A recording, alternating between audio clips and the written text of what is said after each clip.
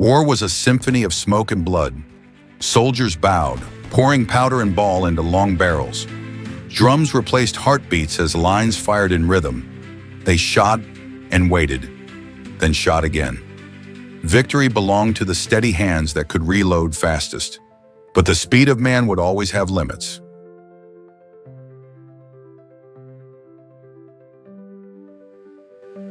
The enemy charged like a wave through the smoke. Each soldier fired once, then had no time for a second. They died with powder still on their hands. War demanded speed, but hands were slow. No one was weak, just too human. History began to ask how to break that limit. The mid-19th century roared with steam and fire. Machines replaced muscle. Precision replaced patience. The forge became the new heartbeat of nations. If gears could spin without pause, why not rifles? Industry promised faster death and faster victory. The idea of mechanical fire was born.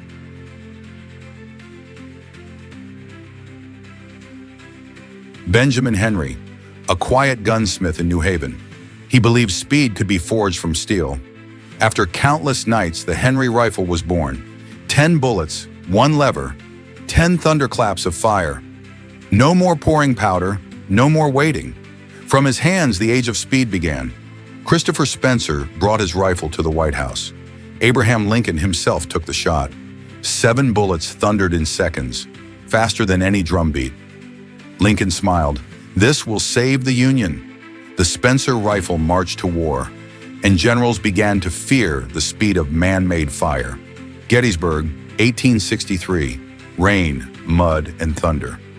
Union soldiers raised Spencer and Henry rifles in unison. Their fire was relentless, a storm of steel and smoke. Confederate ranks broke before they could reload. 10 men with repeaters held the line against hundreds. That day, speed defeated numbers. The first volleys rang out with a fury no musket could match. Spencer rifles spat bullets in rapid succession. Lines that once advanced now recoiled in fear. The battlefield thundered under mechanical fire. Some men froze, others fought fiercely. The war would never feel the same again. Traditional formations crumbled under rain of bullets. Cavalry charges met steel walls. Men who once stood firm now scattered. Commanders watched in disbelief. Tactics faded in the face of speed. Bullet storms replaced bayonets. A single soldier with a Henry could outpace 50 muskets. Lever action spinning, bullets singing. Every click became a question. Who can keep up? Lines advanced less, took cover more. Speed wasn't just advantage, it was survival.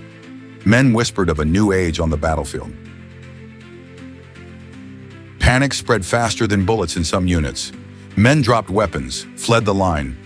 Where orders meant order, now chaos reigned. Every corner hid death in movement. One burst could decide life or ruin. The war's new sound was one of terror. Commanders scrambled to adapt tactics on the fly.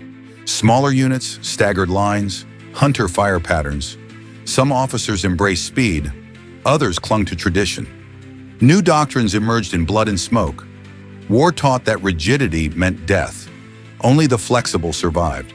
Numbers no longer won battles. Firepower did. Factories became as vital as soldiers. Brass, steel, and powder ruled over courage. Every battle redrew the rules of war. The modern age had begun. 1864. Every battle was a storm of steel. Men no longer saw faces, only flashes in the fog.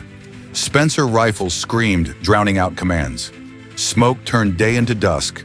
The line between courage and madness vanished. War had become pure machinery.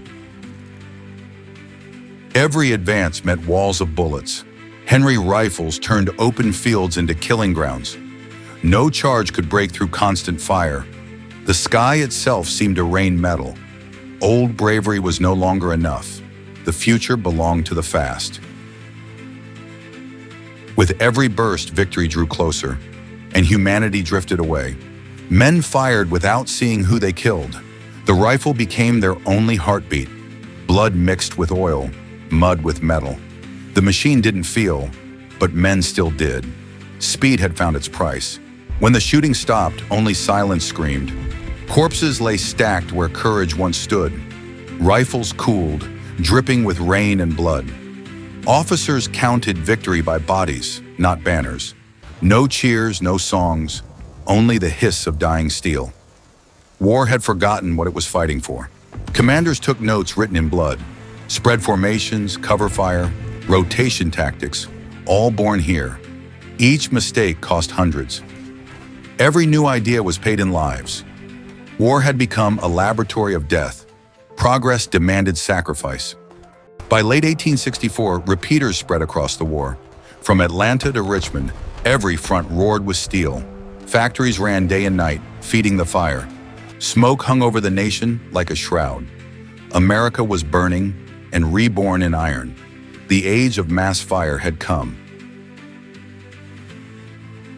War had forced even the proudest generals to adapt. Orders now came with diagrams, not speeches. Engineers stood beside officers, measuring efficiency. Every bullet became data in a new kind of strategy. Steel, not spirit, led the way. The age of industrial command had arrived. Railroads fed the front with endless steel. Trains roared carrying rifles and men alike. Every mile of track was a weapon. Factories far behind the lines decided who lived or died. The army was no longer flesh.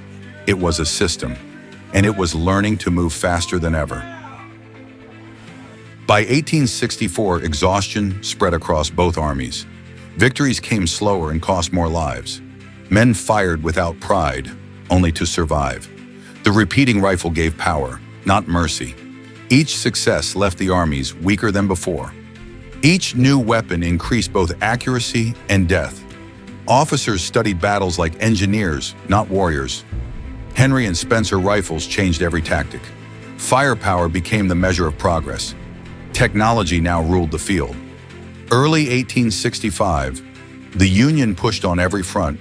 Trains carried rifles faster than armies could march. Spencer and Henry fire broke the Confederate defense. Industry replaced endurance as the key to victory. The old war was ending. April 1865. The guns fell silent.